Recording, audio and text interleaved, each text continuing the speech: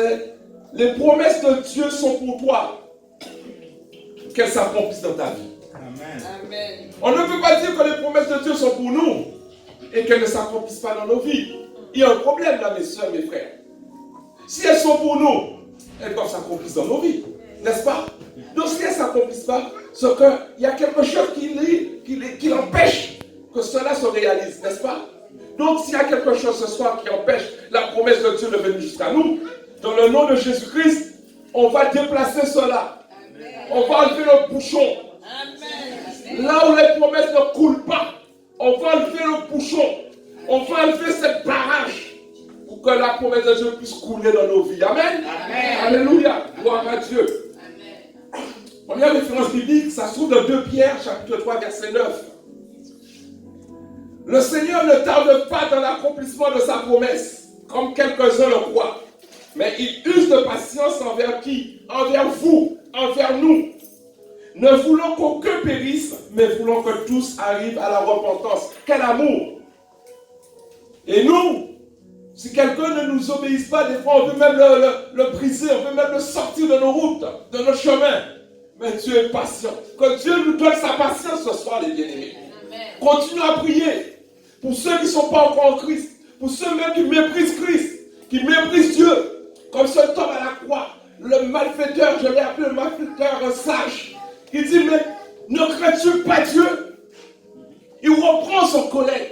Ne crains-tu pas Dieu?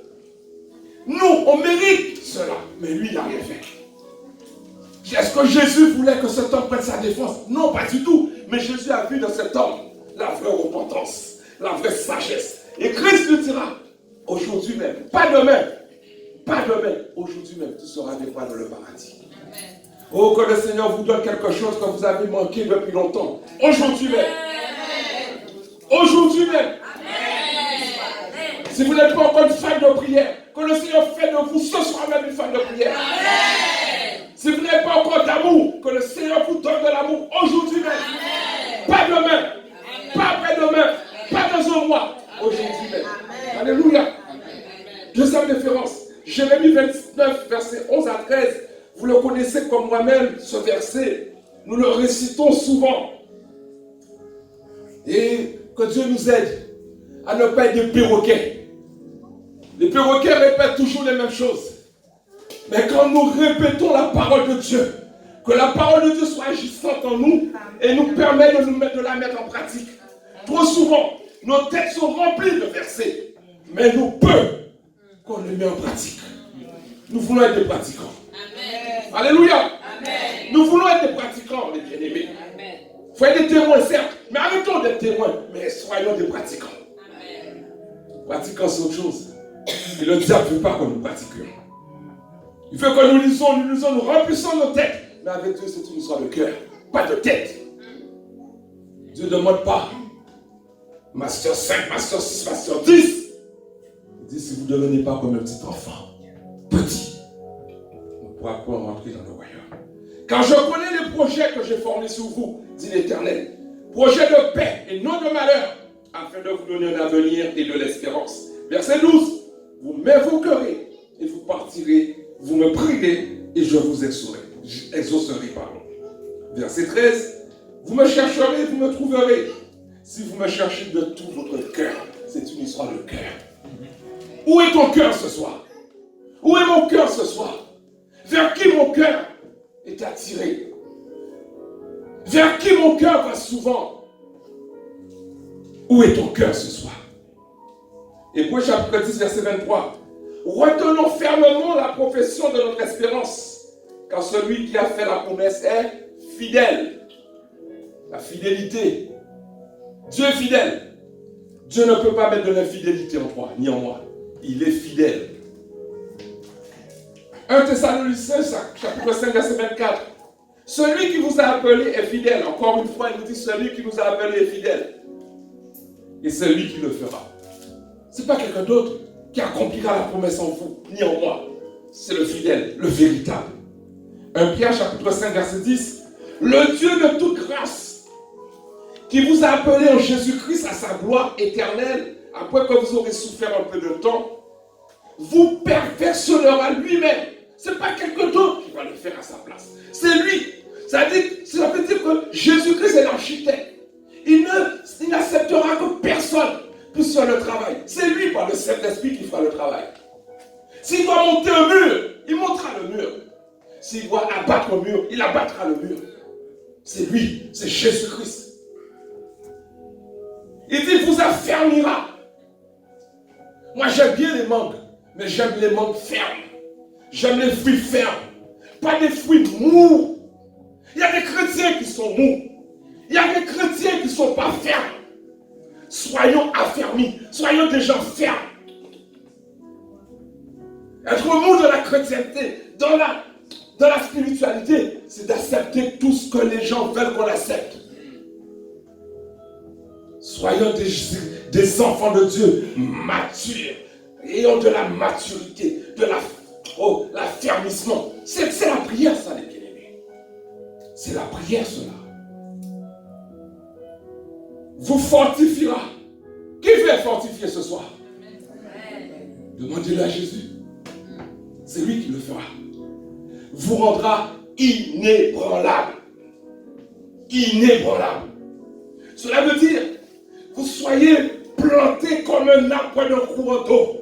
Personne ne viendra vous déraciner si c'est Jésus qui vous a planté. Mais par contre, si c'est la religion qui vous a planté, la religion vous déracinera. Si c'est un homme qui m'a planté, tôt ou tard, il me dira, tiens, tous ces frères, tu as vieilli. Tous ces frères, donne la place à l'autre. Tu ne me rapportes plus rien. Rappelez-vous cette femme qui avait l'esprit de Python. Quand l'apôtre, et suivait l'apôtre un bon bout de temps, l'apôtre a chassé au nom de Jésus cet esprit de Python. Elle n'apportait plus rien à ceux qui l'utilisaient. Et ils se sont fâchés contre l'apôtre Paul. Oui, un jour, ils vont être fâchés contre vous. Ils vont se fâcher contre vous. Vous pensez qu'ils ont amené Christ à la croix et vous, ils vont vous caresser dans le sens du poil? Je ne pense pas. Si Christ a été haï, nous aussi, nous devons être haïs. Trop de fois, nous sentons que nous sommes aimés dans ce monde. Nous cherchons l'amour de ce monde. Nous cherchons la faveur de ce monde. Nous devons chercher la faveur de Dieu. La faveur de Dieu. C'est ça qui nous intéresse. Alléluia. Il dit, vous rendra inébranlable. Dernière référence, Habakkuk, chapitre 2, au verset 2 à 3. Vous le connaissez aussi, ce verset. L'Éternel m'adressa la parole et il dit, oh, que le Seigneur nous parle ce soir. Que le Seigneur nous parle tous les jours. Qu'il est beau d'entendre la voix du Seigneur. Il y a un chant qui dit, la voix du Seigneur m'appelle. Est-ce que la voix du Seigneur nous appelle, les bien-aimés?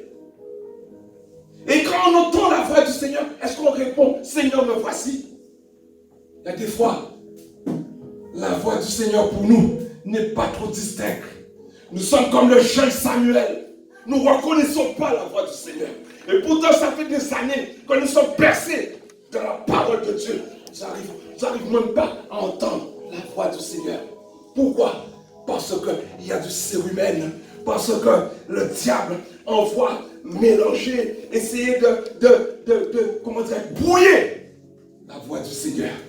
Mais la voix du Seigneur ne peut pas être brouillée. C'est nous qui sommes brouillés. La voix de Dieu arrive claire à nos oreilles, aux oreilles de notre cœur. Dit la parole fut m'adressée. Écris la prophétie, grave-la sur des tables, afin qu'on la lise couramment. Je dis la dernière fois, le chrétien ne dit pas qu'il est chrétien. Le chrétien, ça se voit. Le chrétien, ça se voit. Quand ça se voit plus, il y a un danger. Jean le Baptiste, qui a dit de Jésus, voici l'agneau de Dieu qui ôte le péché du monde. Quelque temps après, Jean-Baptiste, il était brouillé. Il ne savait pas si c'était Christ. Allez dire, es-tu celui qui doit venir? Oh Jean-Baptiste, toi-même, sous l'inspiration du Saint-Esprit, tu as dit, voici l'agneau de Dieu qui ôte le péché du monde. Et aujourd'hui, tu demandes, est-ce que Jésus est celui qui doit venir? Oh les bien-aimés, Jésus vous pose une question ce soir. Qui dites-vous que je suis? Qui dis-tu qu'il est ce soir pour toi? Qui il est pour toi ce soir? Qui il est pour moi ce soir?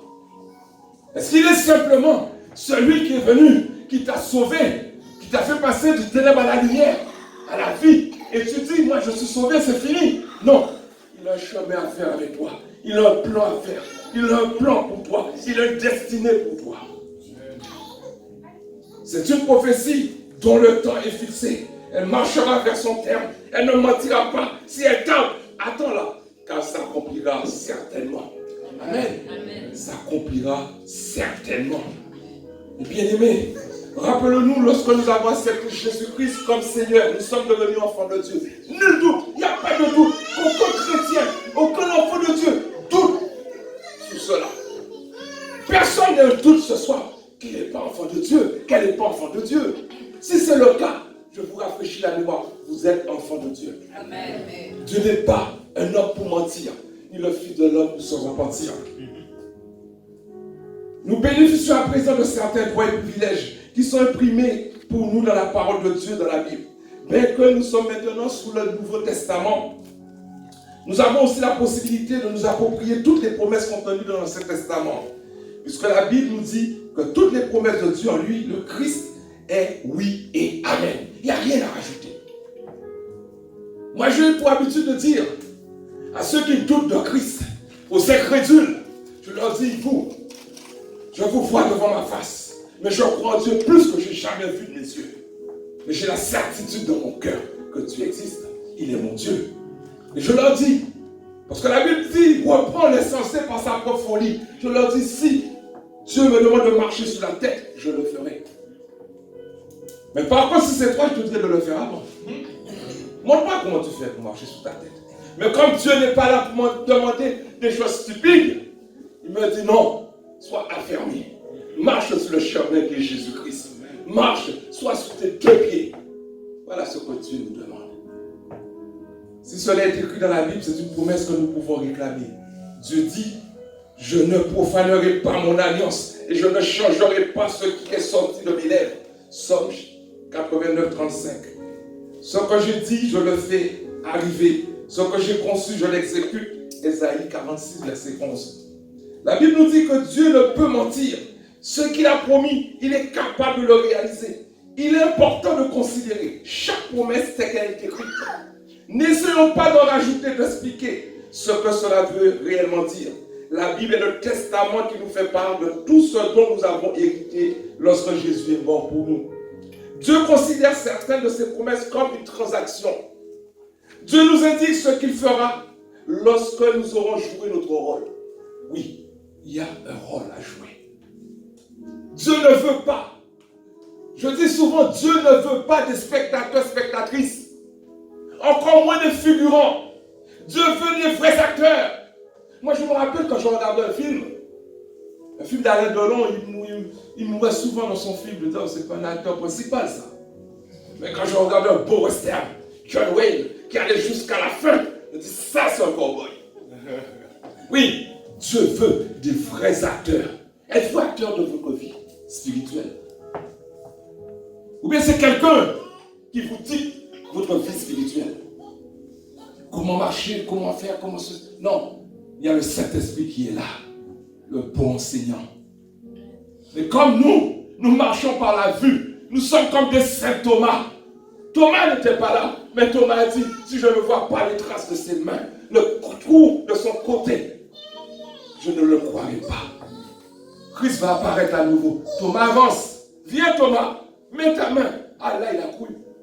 Vous voulez que Christ vous montre ce soir les promesses? Mais croyez déjà que les promesses vous ont été données. Amen. Pour les recevoir, il faut déjà croire qu'il nous a laissé beaucoup de promesses. Amen. Les promesses sont pour vous, les bien-aimés.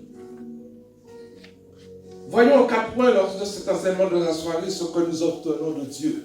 Premièrement, la réponse à nos prières. Souvent nous disons, je n'ai pas reçu, je ne vois pas la bénédiction. As-tu demandé? As-tu passé du temps dans la prière? As-tu cassé la tête de Dieu comme cette femme, malgré le juge était unique? Matthieu, chapitre 21, 22. Tout ce que vous demanderez, vous le recevrez. Mais comment? Avec quoi? Il dit, avec foi et par la prière. Avec foi et par la prière. Marc chapitre 9, verset 23. Jésus lui dit, si tu peux, Tout est possible. À quoi? À celui qui croit. Encore quoi? Celui qui croira sera sauvé. Et qui sera baptisé, bien entendu. Mais nous restons sur le verbe croire. Un enfant, on lui parle du Père Noël. Il croit. Il croit. Tu peux lui raconter n'importe quelle histoire. Mon évangéliste, il croit. Il vit dans l'innocence, l'enfant. Il ne va pas commencer à prendre une discussion avec toi. Trop souvent, nous prenons des discussions avec Dieu. Pourquoi ci, pourquoi ça, et comment ça? Non, crois seulement. Crois seulement et tu verras la gloire de Dieu. Rappelez-vous de Marthe et Marie. Les deux ont dit la même parole à Jésus. Si tu eusses été là, mon frère ne serait pas mort. Ça veut dire c'est ta faute. C'est ta faute, Jésus. Oh, le bien-aimé, souvent, nous avons rendu Christ fautif. Fautif de nos bêtises. Fautif de nos fautes.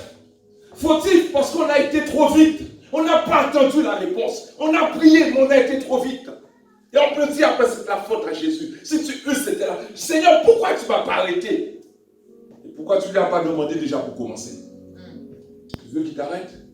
Il fallait lui demander comment commencer. Oui, il faut croire. Alléluia, gloire à Dieu. Jean 14, verset 12 à 14. Celui qui croit en moi fera lui aussi les œuvres que moi je fais. Et il en fera de plus grandes, parce que je m'en vais vers le Père. Quelque part, Jésus nous demande de le seconder sous cette terre. Oui, je disais en préambule, Jésus n'est pas sur la terre physiquement. C'est le Saint-Esprit qui est en nous, qui nous dirige. Amen. Donc quelque part, c'est l'Église de Christ qui représente Christ sur cette terre. C'est pas Christ qui vient pour parler physiquement à quelqu'un de l'amour de Dieu. C'est nous qui témoignons de l'amour de Dieu en Jésus-Christ. Donc c'est nous les représentants de Christ. Donc si nous sommes représentants de Christ, ambassadeurs, il nous appelle même ambassadeurs. Un ambassadeur, ou bien une ambassade, représente le pays dans un pays. Et il faut aller mollo avec l'ambassade. Parce qu'il peut y avoir une crise, incident diplomatique.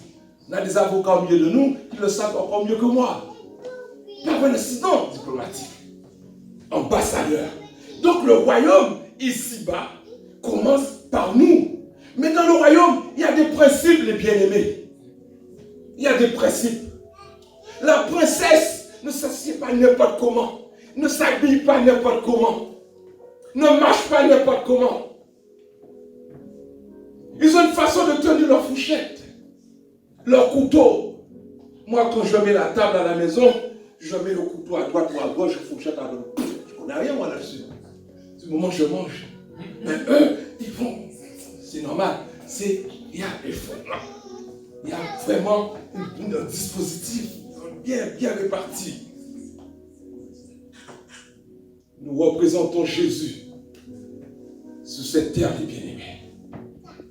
Si Christ est en toi, l'espérance de la gloire. On doit voir la gloire de Dieu se manifester en toi. Jésus sur la terre avait un seul but, c'est d'amener les âmes à Dieu. Combien d'âmes as-tu déjà amenées à Christ?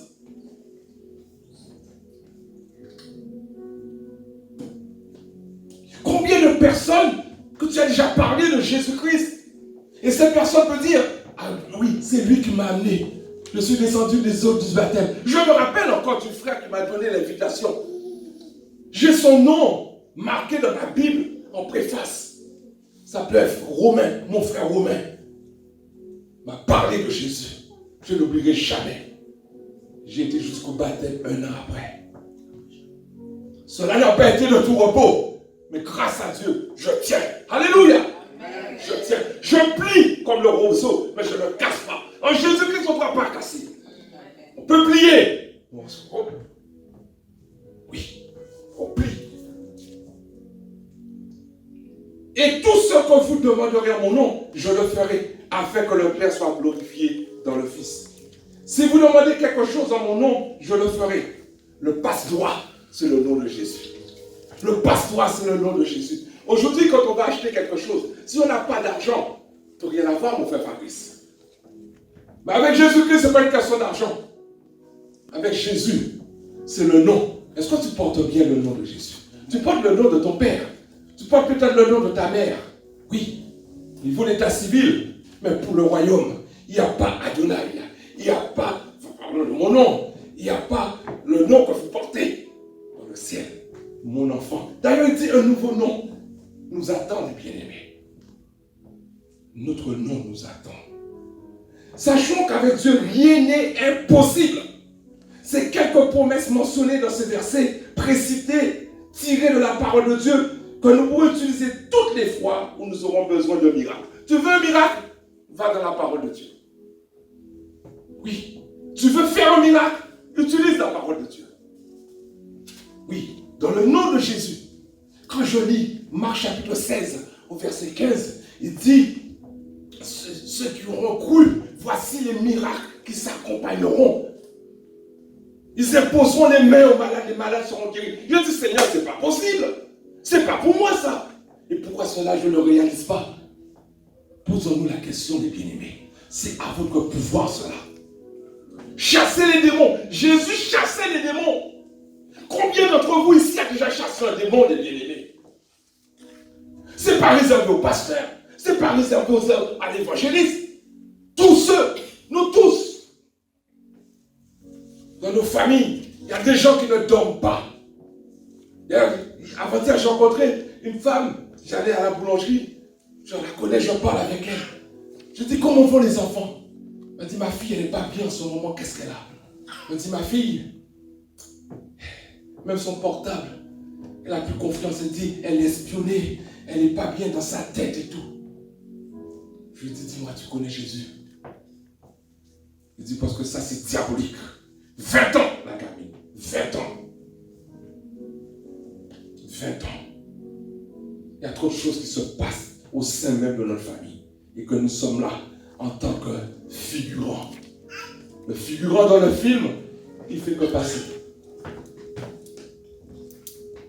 Soyons des acteurs et actrices. Amen. Amen. Et vous aurez la récompense. Encore mieux que sous la croisette. Encore mieux que Cannes. Parce que Jésus-Christ t'appellera le jour que tout cela. Bon serviteur, bonne servante. Viens chercher ta couronne. Viens chercher ta couronne. Grand 2, baptême dans le Saint-Esprit. Le plus grand secret de celui qui obtient ce qu'il demande est le baptême dans le Saint-Esprit.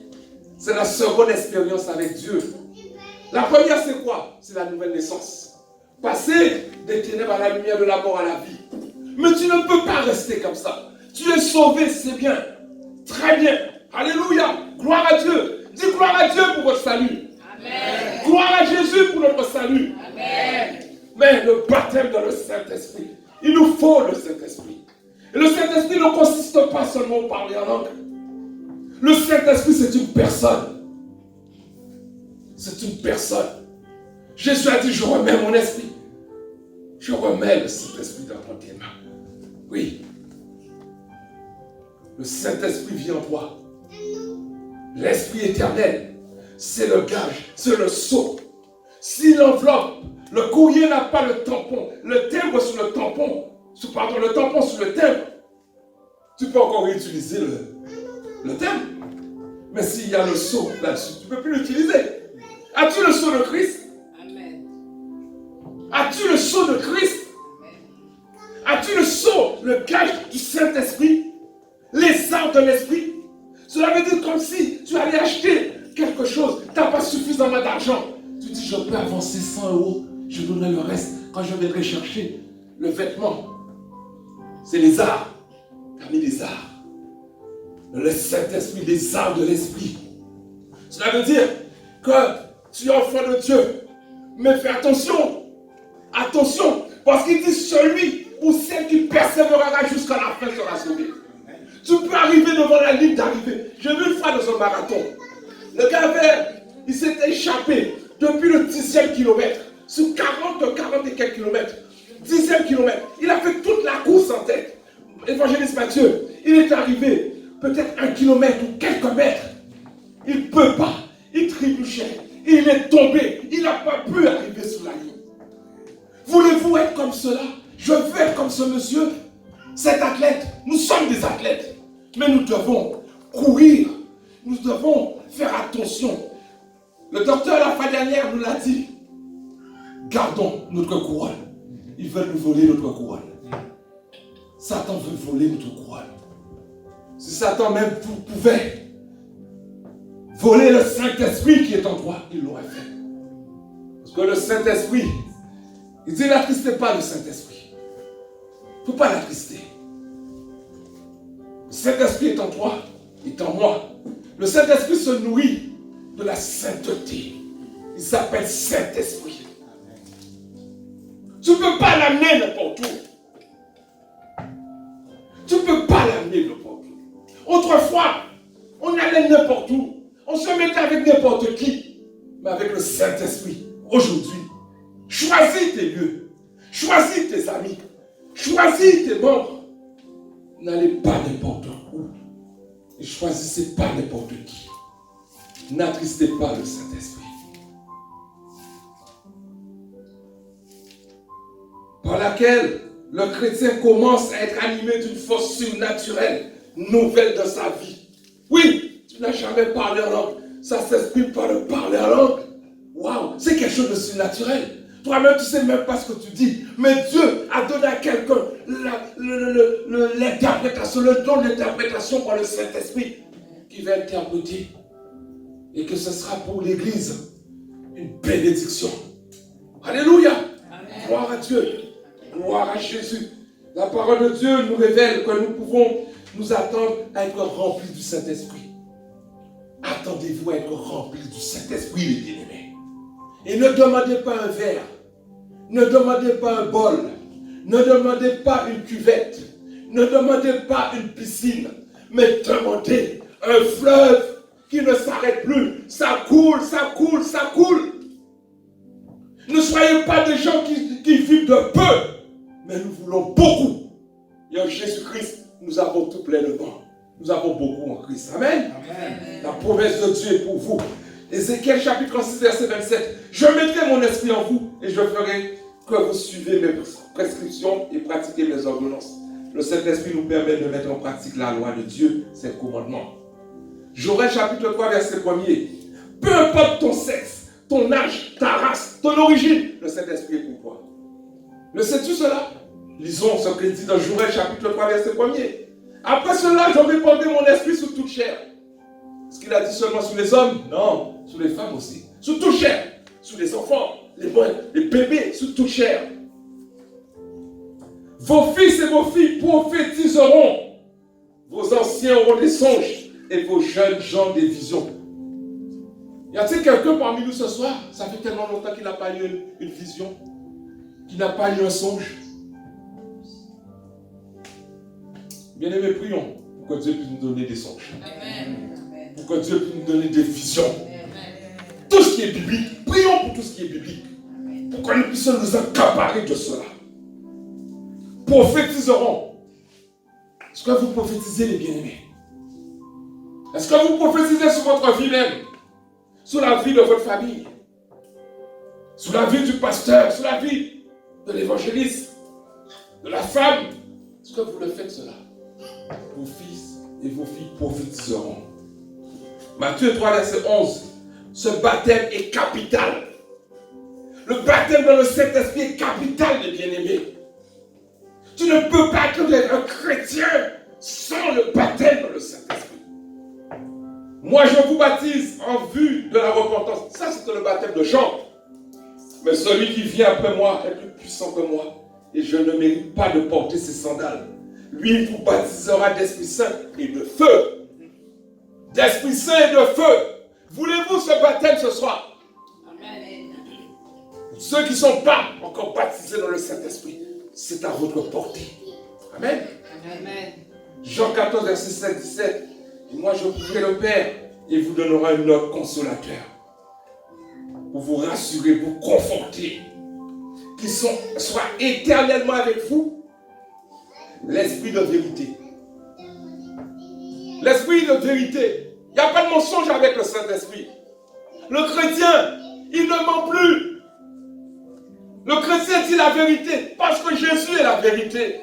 L'Esprit de Jésus vit en lui. Le chrétien, l'enfant de Dieu, ne fait pas comme les gens du monde qui disent, mais un petit mensonge, tu sais, c'est rien. Hein? Débrouillard pas péché, comme on dit chez nous. Non, les bien-aimés. C'est bannir le mensonge. Celui qui ment, le menteur, c'est le diable dès le commencement. Il ment. Mais Jésus est la vérité. Si l'Esprit de Christ est en toi, tu dois être tout le temps dans la vérité. Même si ça fait mal, dis la vérité. Vous pensez que c'est le mensonge qui a amené Paul en prison? Pensons-nous que c'est le mensonge qui a amené Jésus à la croix?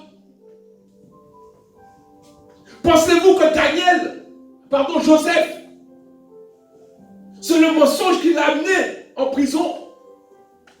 Daniel, avec les lions, c'est le mensonge qui l'a amené avec le lion? C'est la vérité, les bien-aimés. Mais là, comme la vérité, en disant la vérité, ils seront contre la vérité. Ils seront prêts même à nous mettre en prison. Mais la vérité nous affranchira. La vérité nous affranchira. S'il y a un choix à faire entre le mensonge et la vérité, choisissez la vérité. Alléluia. Je vois que l'heure passe. Je vais accélérer. Troisièmement, Dieu t'a promis la puissance. Mais pas pour la puissance pour dominer sur ton frère, sur ta soeur. Mais oui, c'est pour cela que je bénis Dieu. Dieu ne nous donne pas tout ce qu'on lui demande. Rappelez-vous de ces apôtres. Ils étaient sous la montagne de la transfiguration avec Jésus. Jacques, Jean et Pierre. Ils ont vu Moïse s'entretenir avec Jésus et Élie. À un certain moment, ils diront à Jésus, permets-nous de monter 3 tentes. Un pour toi, une pour toi, une pour Élie, une pour Moïse. Ça veut dire, ils ont vu, les 3 dispensations. Alléluia, gloire à Dieu. Ils ont vu la loi. Ils ont vu les prophètes en Élie. Et le salut en Jésus-Christ. Alléluia, gloire à Dieu. Amen. Et étant descendus de la montagne, ils vont aller préparer la ville pour que Jésus puisse rentrer. Et ils ne voulaient pas accepter Jésus. Qu'est-ce qu'ils vont dire à Jésus? Seigneur, permets-nous de faire descendre le feu et de les consumer. Jésus leur dira, de quel esprit vous êtes animés? De quel esprit que vous êtes animés? Je ne suis pas venu pour tuer, mais je suis venu pour sauver. Alléluia! Amen. Gloire à Dieu. Amen. Le Saint-Esprit qui nous anime ne nous demande pas de briser les gens. Le Saint-Esprit qui m'anime ne me demande pas à être orgueilleux, à parler contre le pasteur, à parler contre l'évangéliste, à murmurer, comme ils ont fait contre Moïse, la propre sœur de Moïse et Aaron. Ils ont reçu la lèpre en retour. Oh, que Dieu nous en garde, les bien-aimés. Que Dieu nous garde de cela. Que nous nous servons de notre bouche, c'est pour bénir. C'est pour bénir. C'est pour encourager. Oh, mon petit frère, toi, je n'ai pas eu l'occasion de faire des grandes études parce que j'étais un grand paresseux. Mais je suis content que tu puisses faire des grandes études. Alléluia. Gloire à Dieu. Gloire à Jésus. Amen. Gloire à Dieu. À son service, Dieu veut que tu sois puissant dans le service. Si c'est un ministère de prophète, que tu sois puissant dans ton ministère de prophète. Si c'est un ministère d'évangéliste, que tu sois puissant dans le ministère de l'évangéliste. Que des aveugles puissent voir, des paralytiques puissent marcher. Mais pas pour dominer sur ton frère. Dieu t'offre une puissance pour faire la différence entre celui qui le sert avec beaucoup de révérence, avec beaucoup d'amour, et celui qui sert Dieu légèrement. Il y a beaucoup aujourd'hui. Le prophète Hervé l'a dit. Il y a beaucoup de prédicateurs, mais peu de messagers. Que Dieu nous donne beaucoup de messagers au milieu de nous. Il est vrai. Amen. Amen. Gloire à Dieu. C'est le Dieu d'Israël qui donne au peuple puissance et pouvoir. Psaume 68, 36. Voici, je vous ai donné le pouvoir de marcher sur les serpents et les scorpions, sur toute la puissance de l'ennemi, et rien ne pourra vous nuire. Tu es au-dessus de Satan, tu es au-dessus de toute son armée. Amen. Gloire à Dieu. Quatrièmement, Dieu t'a doté de sa force, de sa puissance, mais non de sa force. En son nom, en lui, nous avons sa force. Notre Dieu nous a promis la vigueur pour nos corps et la force pour notre esprit. De plus, il est toujours là pour nous déléguer sa force, la plus grande entre toutes les forces. Néhémie chapitre 8, verset 10. La joie de l'Éternel est votre force. Amen. Nous avons chanté la joie de Dieu au début. Quand nous chantions la joie de Dieu, quand nous chantions, il y a une joie qui monte en nous, les bien-aimés. Tu perds de la tristesse, la joie de Dieu revient. Et ça te donne de la force. La joie de Dieu te procure la force. Amen. Amen. Gloire à Dieu. L'Éternel donnera la puissance à son peuple. N'es-tu pas son peuple? Tu es le peuple de Dieu. Réclame ta puissance. Réclame la force. Amen. Mais pas des gens abattus. Courbés. Il y avait une dame qui était courbée 38 ans, bien aimé. Jésus l'a redressé. Veux-tu que Jésus te redresse ce soir? Amen. Au point de vue spirituel. Amen. Si tu es courbé. Courbé dans le fruit de l'esprit peut-être. Courbé peut-être dans le manque d'amour. Courbé peut-être dans une peur. Courbé je ne sais pas dans quoi. Sois redressé au nom de Jésus. Amen. Au nom de Jésus, sois redressé. Amen. Et que tu ne sois plus courbé. Alléluia. Amen. Le salut des justes vient de l'Éternel.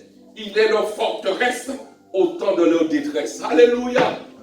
Dans la détresse c'est quoi? Vous avez déjà vu une alarme?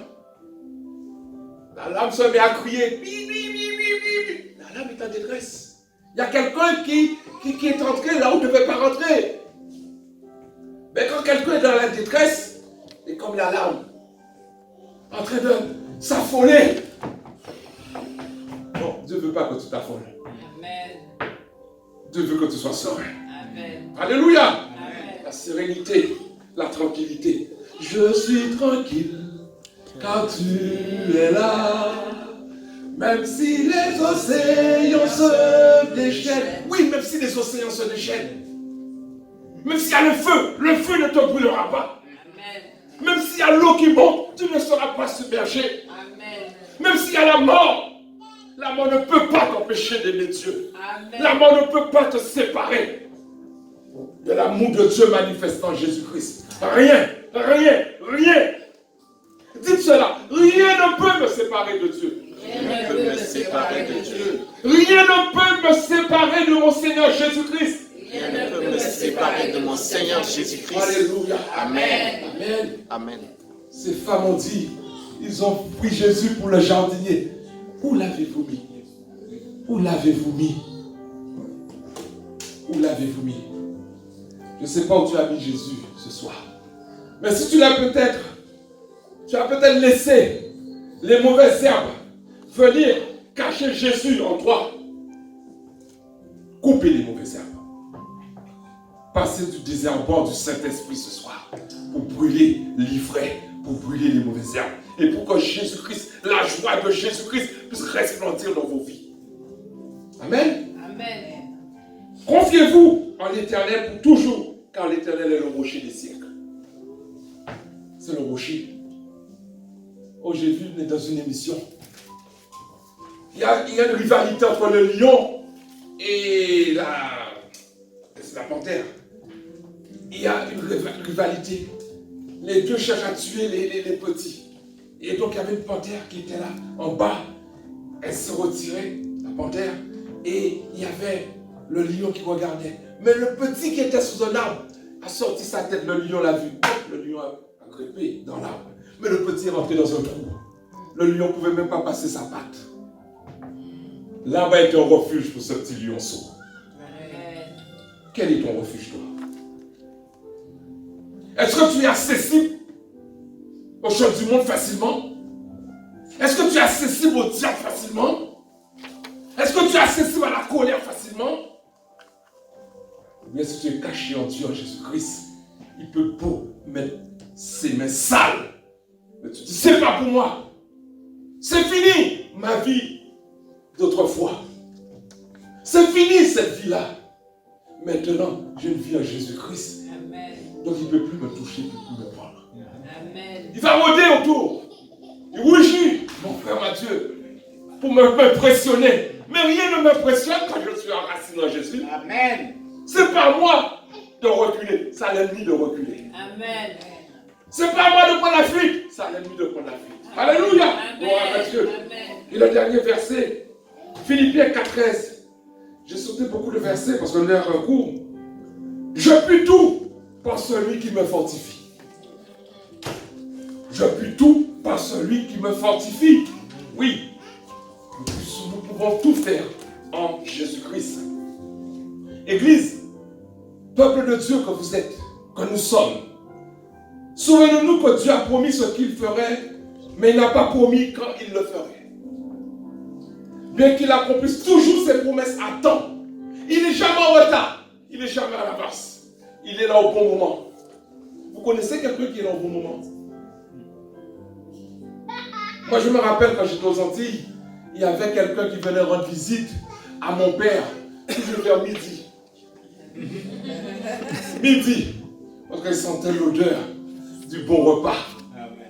Maman disait à notre père, il est là, ça y est, il sentait la bonne odeur. Il était à l'heure par rapport à la bonne odeur.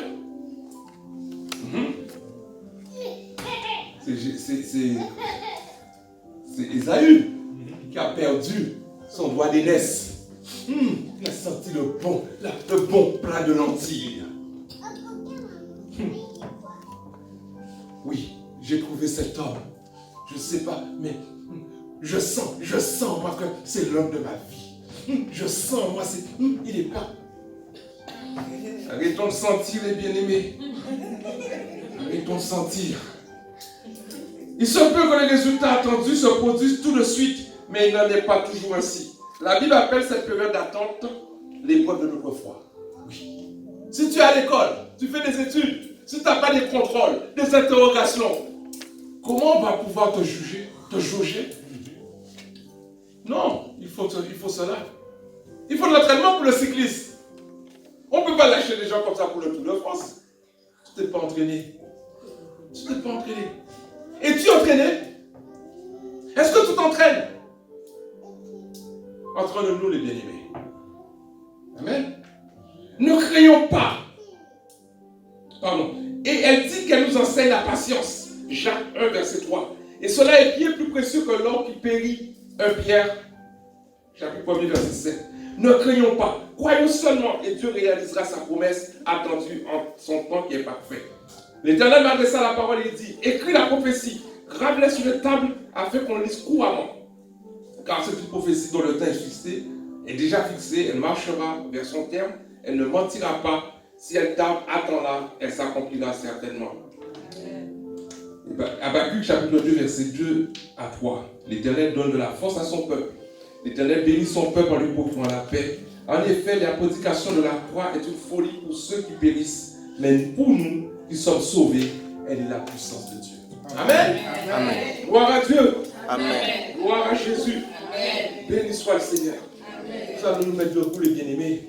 Nous allons prier.